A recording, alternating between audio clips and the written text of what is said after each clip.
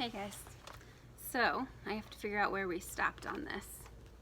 Remember, Among the Hidden by Margaret Peterson Haddix. Thank goodness for bookmarks. There we go, chapter 4. So if you remember what happened last time, we met Luke and his family. And Luke is the third child in their family, and they're only allowed to have 2 kids. So he has to hide, because if anybody sees that they have a third child, something will happen. Nobody knows exactly what, but there's people who are police and will look for those extra kids and probably take them away, and then I don't know what happens to them after that. So bad situation. So Luke has to hide. And remember, they were building new houses. They tore down the woods behind Luke and his family's house. And so Luke has to stay inside all the time now, and he can't go by windows in case somebody's looking in the window and spots him or sees his face in the window and they know that I've never seen that kid before. So he has to stay hidden all the time. So he's kind of not very happy about that, but he's trying to be okay with it. Chapter 4. Luke found out what Mother meant a few days later when he came down for breakfast. As usual, he opened the door from the back stairs to the kitchen only a crack. He could remember barely a handful of times in his entire life when someone had dropped by before breakfast, and each time Mother had managed to send Matthew or Mark up to warn Luke to stay out of sight. But he always checked. Today he could see Dad and Matthew and Mark at the table and knew from the sound of frying bacon that Mother must be at the stove. "Are the shades closed?" he called softly. Mother opened the door to the stairs. Luke started to step into the kitchen, but she put her arm out to keep him back. She handed him a plate full of scrambled eggs and bacon. "Luke, honey, can you eat sitting on the bottom step there?" "What?" Luke asked. Mother looked beseechingly over her shoulder, sort of like a asking look. "Dad thinks, it's not safe anymore for us to have you in the kitchen. You can still eat with us and talk with us and all, but you'll be over here." She waved her hand toward the stairs behind Luke. "But with the shades pulled," Luke started. "One of those workers asked me yesterday, 'Hey, farmer, you got air conditioning in that house of yours?' Dad said from the table. He didn't turn around. He didn't seem to want to look at Luke. "We keep the shades pulled. Hot day like today, people get suspicious. This way is safer. I'm sorry." And then Dad did turn around and glance at Luke. Once. Luke tried to keep from looking upset. "So, what'd you tell him?" Matthew asked, as if the worker's question was only a matter of curiosity. "Told him, of course we don't have air conditioning. Farming don't make nobody a millionaire." Dad took a long sip of coffee. "Okay, Luke?" Mother asked. "Yes," he mumbled. He took the plate of eggs and bacon, but it didn't look good to him now. He knew every bite he ate would stick in his throat. He sat down on the step, out of sight of both kitchen windows. "We'll leave the door open," Mother said. She hovered over him as if unwilling to return to the stove. "This isn't too much different, is it?" "Mother," Dad said warningly. Through the open windows, Luke could hear the rumble of several trucks and cars. The workers had arrived for the day. He knew from watching through the vent the past few days that the caravan of vehicles came up the road like a parade. The cars would peel off to the side and unload the nicer-dressed men. The more rugged vehicles pulled on in to the muddiest sections, and the people inside would scatter to the bulldozers and backhoes that had been left outside overnight. But the vehicles barely had time to get cold because the workers were there now from sun up to sundown. Someone was in a hurry for them to finish.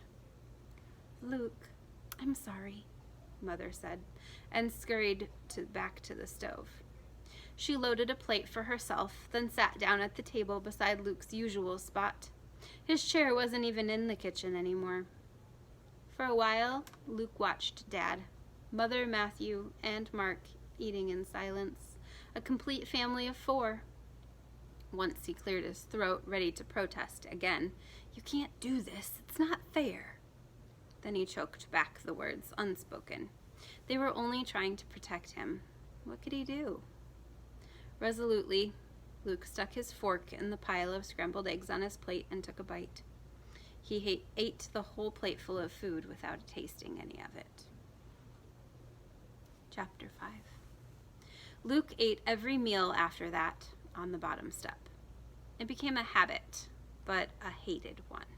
He had never noticed before, but Mother often spoke too softly to be heard from any distance, and Matthew and Mark always made their nasty comments under their breath.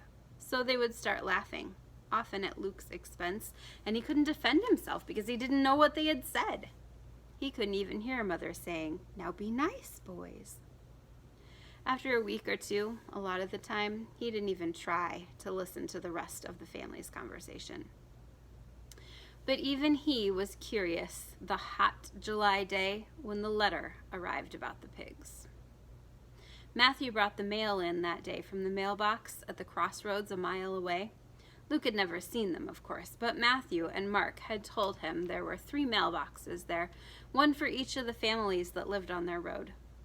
Usually, the Garner's mail was just bills or thin envelopes carrying curt orders from the government about how much corn to plant, which fertilizer to use, and where to take their crop when it was harvested. A letter from a relative was a cause to celebrate, and Mother always dropped whatever she was doing and sat down to open it with trembling hands, calling out at intervals, "Oh, Aunt Effie's in the hospital again," or "Tsk, tsk, tsk. Lisbeth's going to marry that fellow after all." Luke almost felt he knew his relatives, though they lived hundreds of miles away. And of course, they didn't even know he existed. The letters Mother wrote back painstakingly late at night, when she'd saved up enough money for a stamp, contained plenty of news of Matthew and Mark, but never once had mentioned Luke's name. This letter was as thick as some from Luke's grandmother, but it bore an official seal, and the return address was an embossed Department of Human Habitation, Environmental Standards Division. Matthew held the letter at arm's length, the way Luke had seen him hold a dead baby pig when they had to be carried out of the barn. Dad looked worried the minute he saw the letter in Matthew's hand. Matthew put the letter down beside Dad's silverware. Dad sighed. "Can't be anything but bad news," Dad said. "No use ruining a good meal. It can wait." He went back to eating chicken and dumplings. Only after his last burp, did he turn the envelope over and run a dirt-rimmed fingernail under the flap. He unfolded the letter. "It has come to our attention," he read aloud. "Well, so far I understand it." Then he read silently for a while, calling out at intervals, "Mother, what's awful?" And "Where's that dictionary? Matthew, look up reciprocity." Finally, he threw down the whole thick packet and proclaimed, "They're going to make us get rid of our hogs." "What?" Matthew asked, more serious than Mark. He had talked for as long as anyone could remember about, "When I get my own farm, it's going to be all hogs. I'll make the government let me do that somehow." Now, he looked over Dad's shoulder. "You mean they're just going to make us sell a lot at one time, right? But we can build the herd back up?" "Nope," Dad said. "Those people in them fancy new houses won't be able to stand pig smell. So we can't raise hogs no more." He threw the letter out into the center of the table for all to see. What'd they expect, building next to a farm? From his seat on the stairs, Luke had to hold himself back from going to fish the edge of the letter out of the chicken gravy and look at it himself. "They can't do that, can they?" he asked. Nobody answered. Nobody needed to. Luke felt like a fool for asking as soon as the words were out of his mouth. For once, he was glad of his hiding place. Mother twisted a dish rag in her hand. "Those hogs are our bread and butter," she said. With grain prices the way they are, what are we going to live on? Dad just looked at her. After a moment, so did Matthew and Mark. Luke didn't know what to say. Chapter 6. The tax bill arrived 2 weeks later, the day that Dad, Matthew, and Mark loaded the hogs onto the livestock trailer and took them all away. Most were going to the slaughterhouse.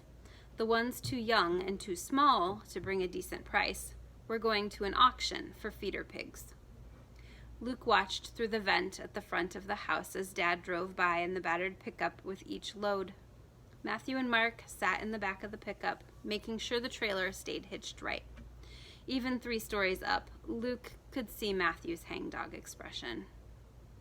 Then, when the 3 of them came into the house for dinner, after washing the last of the hog smell off their hands in the mudroom, Dad handed Mother the tax bill without comment.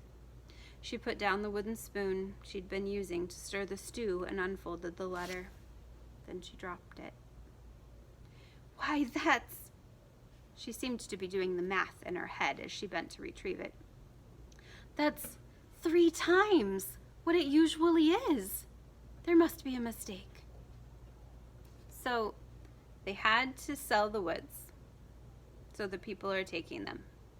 They had to sell all their pigs, which they would sell and get money from their pigs, and that's part of how they were able to buy food and pay electricity and that stuff. And now they have a bill they have to pay for their taxes on their house and for their taxes on their land from the government. That's 3 times more than it usually is. And they just had to get rid of lots of stuff that would bring in money. So now they're like broke. And they have a bill that's super big. And they have to pay it. Dad shook his head grimly. No mistake. I talked to Williker at the auction. The Willikers were their nearest neighbors, with a house 3 miles down the road. Luke always pictured them with monster scales and fierce claws because of the number of times he'd been cautioned. You don't want the Willikers to see you. Dad went on. Williker says they raised everyone's taxes because of them fancy houses. Makes our land worth more. Isn't that good? Luke asked eagerly.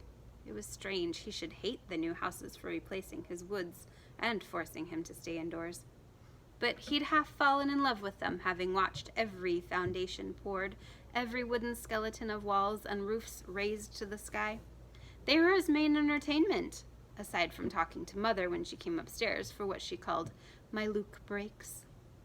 Sometimes she pretended his room needed cleaning as badly as the bread needed baking or the garden needed weeding.